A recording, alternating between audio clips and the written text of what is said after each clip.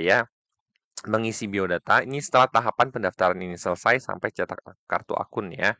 Halo, salam satu data. Malam ini Mimin kembali akan bahas terkait P3K tahun 2024. Nah, ini ada beberapa informasi yang akan Mimin sampaikan ya terkait mekanisme pelaksanaan P3K di tahun 2024. Nah, ini Mimin meneruskan video Mimin yang kemarin ya. Jadi sebenarnya ini ada alur yang telah disampaikan teman-teman BKN ya. Nah, ini mungkin belum dirilis resmi ya. Tapi ketika itu sempat disampaikan, kemudian ini ditarik karena jadwalnya ditunda ya. Jadi ini adalah alurnya yang kemungkinan tidak akan berubah banyak ya teman-teman ya. Jadi ini sebagai patokan saja saat ini. Nanti teman-teman silakan sesuaikan ketika jadwal rilis resmi untuk alurnya ini muncul ya. Nah, alur pendaftaran SSCSN untuk P3K teknis sendiri ini kurang lebih sama ya untuk semua jalur sebenarnya. Cuman ada berbeda di pilihan aja saja nantinya ya. Nah, di sini yang pertama harus teman-teman lakukan ketika nanti jadwalnya sudah buka adalah teman-teman melakukan pendaftaran akun ya.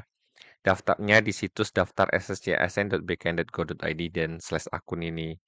Nanti teman-teman buat akun di sini. Nah, Mimin sampaikan bagi teman-teman yang mungkin belum pernah atau belum biasa, teman-teman bisa minta bantuan kepada teman-temannya yang memang sudah paham ya. Terutama bagi teman-teman mungkin yang di jabatan pelaksana, jadi teman-teman bisa meminta bantuan. Nah, di sini di situs daftar SSC ASN ini kurang lebih nanti teman-teman akan mengisi data NIK, nomor KK, nama lengkap, tempat tanggal lahir, nomor handphone, dan email.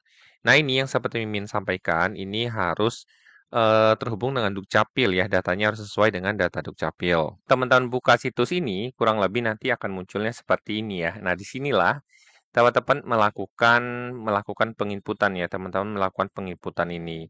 Jadi nanti teman-teman akan mengisi semua biodata yang ada di sini. Nah, di sini berarti teman-teman juga perlu menyiapkan email ya, email yang aktif. Jadi ketika teman-teman daftar, nanti akan diminta yang namanya email aktif. Nah, pastikan email ini dapat dibuka ya. Jadi email teman-teman itu nggak cuma dikirim emailnya, tapi pastikan teman-teman bisa login. Jadi tidak lupa dengan password emailnya. Nah, kemudian ketika selesai, teman-teman akan mengupload foto KTP ya, maksimal 200 KB, dan melakukan swafoto ya. Pastikan pendaftaran ini nanti menggunakan kamera ya, di laptop atau di handphone karena ada swafoto. Kemudian pelamar mencetak kartu informasi akun. Jadi nanti di pendaftaran ini, teman-teman menyelesaikan ini sampai melakukan cetak kartu akun ya, di poin yang pertama. Kemudian yang di kedua, baru teman-teman akan mengisi biodata ya. Mengisi biodata ini setelah tahapan pendaftaran ini selesai sampai cetak kartu akun ya. Kemudian mengisi biodata, memilih jenis seleksi, nanti pilihnya tenaga teknis ya.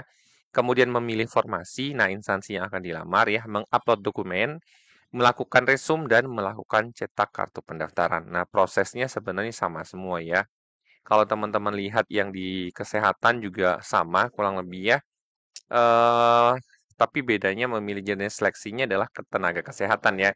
Ini bagi teman-teman yang di nakes, begitu juga bagi teman-teman yang guru nantinya ya. Yang berbeda hanya di jenis formasi seleksinya, sorry, di bagian jenis seleksi untuk pemilihannya saja ya, sesuai dengan yang teman-teman ikuti tentunya. Nah, ini adalah alurnya ya. Kemudian di tahap ketiga ada seleksi administrasi ya. Dimulai teman-teman daftar, mengisi formasi, memilih formasi, kemudian cetak kartu pendaftaran, kemudian seleksi administrasi. Ini akan diverifikasi oleh tim verifikator ya, panitia ya. Panitia mengumumkan hasil seleksi, pelamar dapat melakukan sanggah, panitia mengumumkan hasil sanggah, kemudian pelamar yang dinyatakan lulus dapat mencetak kartu ujian. Nanti akan mengikuti ujian CAT tentunya ya. Nah, kalau teman-teman sudah lulus di tahap ketiga, baru di tahap keempat ya. Nanti teman-teman akan mengikuti seleksi kompetensi menggunakan metode CAT ya, yang diselenggarakan oleh teman-teman BKN ya. Kemudian yang terakhir adalah pengumuman kelulusan. Panitia mengumumkan hasil seleksi kompetensi. Pelamar yang dinyatakan lulus melakukan pemberkasan untuk penerbitan NIP ya, NIP P3K tentunya. Nah, ini adalah alurnya ya. Teman-teman akan paham bahwa saat ini kita akan mulai menuju di poin ke-1 ketika jadwal pendaftarannya dibuka ya. Jadi teman-teman siapkan biodatanya untuk melakukan pendaftaran yang ada di sini. Nah, ini untuk semua jalur kurang lebih sama ya. Perbedaannya mungkin di upload dokumen karena dokumennya mungkin berbeda-beda tiap instansi ya dan jenis mungkin ada format tertentu yang diminta oleh masing-masing instansi tentunya. Nah, melanjutkan dari yang kemarin, ada beberapa teman-teman yang bertanya kepada Mimin, Min untuk tenaga kependidikan bagaimana ya? Untuk tenaga pendidik atau tenaga-tenaga yang berada di TU sekolah ya, statusnya bekerja sebagai staf tata usaha sekolah. Nah, seperti yang Mimin sampaikan, untuk tahun ini ada formasi bagi teman-teman untuk tendik ya tenaga pendidik selama instansi teman-teman dinas pendidikannya mengusulkan formasi tentunya. Nah, untuk teman-teman tendik masuknya adalah di P3K teknis ya. Nah, tahun ini teman-teman tendik masuknya ke jabatan pelaksana di P3K teknis.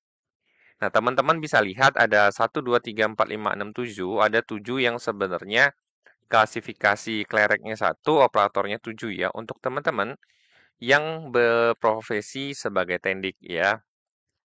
Nah, ini teman-teman silahkan cek apakah instansinya membuka formasi atau tidak ya. Tapi ini bisa diikuti oleh teman-teman tendik tentunya. Misalnya kalau untuk jenjang SLTA teman-teman yang di TU tapi ijazahnya SLTA berarti teman-teman bisa mengisi formasi pengadministrasi perkantoran ya. Atau teman-teman posisinya sebagai penjaga taman, penjaga kebun ya. Kemudian staf di sekolah yang punya ijazah SD, teman-teman bisa memilih pengelola umum operasional ya. Kemudian untuk teman-teman di D3 ya, misalnya bagi teman-teman di Perpus atau di mana, teman-teman juga bisa memilih pengelola layanan operasional. Nah, ini menyesuaikan ijazah teman-teman yang ada di sekolah tentunya yang bekerja sebagai TU ya atau tendik. Nah, teman-teman bisa melamar di posisi P3K teknis tentunya.